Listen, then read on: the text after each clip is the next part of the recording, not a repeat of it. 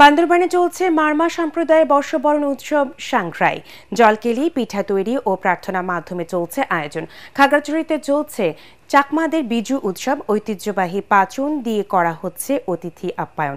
রাঙামাটিতে চলছে বৈশাখী উৎসব, বাড়িতে অতিথি আপ্যায়নের পাশাপাশি হচ্ছে পাচন রান্না। এসব আয়োজনের মধ্য দিয়ে নতুন বছরকে বরণ করে নিতে উৎসবের রঙে রঙিন দেশের পার্বত্য অঞ্চল। জেলা প্রতিনিধিদের পাঠানো তথ্যচিত্রে জানাচ্ছেন জাহিদুল আলম।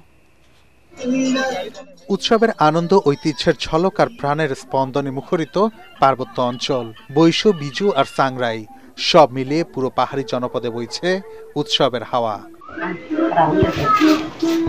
খাগড়াছড়িতে উদযাপিত হচ্ছে বৈশাখী উৎসব।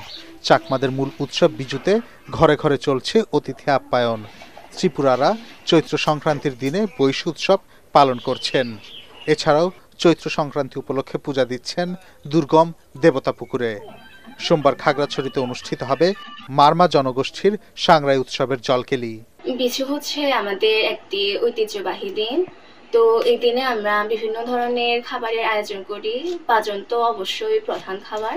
পাচন রান্না করতে মূলত 34 প্রকার তরকারি লাগে। অতিথি আপ্যায়ন করার জন্য পাচন রান্না করব। পাহাড়ের বর্ষ বিদায় ও বরণে বৈশাখী উৎসবে মেতেছেন রাঙামাটির স্থানীয়রা। বাড়িতে বাড়িতে চলছে খাওয়া দাওয়া আর অতিথি আপ্যায়ন। এদিকে জেলায় সোমবার পয়লা বৈশাখ উপলক্ষে নানা আয়োজনের ঘোষণা দিয়েছে জেলা প্রশাসন।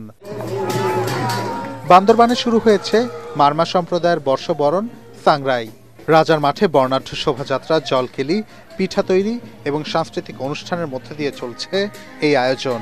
সবার আগে আমাদের এই ক্ষুদ্র নৃগোষ্ঠীদের অবস্থান নিশ্চিত করে শোভাযাত্রা, আগামীকালকের আনন্দ শোভাযাত্রা অনুষ্ঠিত হবে। এই সমৃদ্ধ সংস্কৃতি আর সৌহার্দ্য সারা দেশেই সম্প্রীতির বার্তা ছড়িয়ে দেবে, এমনটাই প্রত্যাশা পাহাড়ি মানুষের। জাহিদুল আলম, এটিএন বাংলা।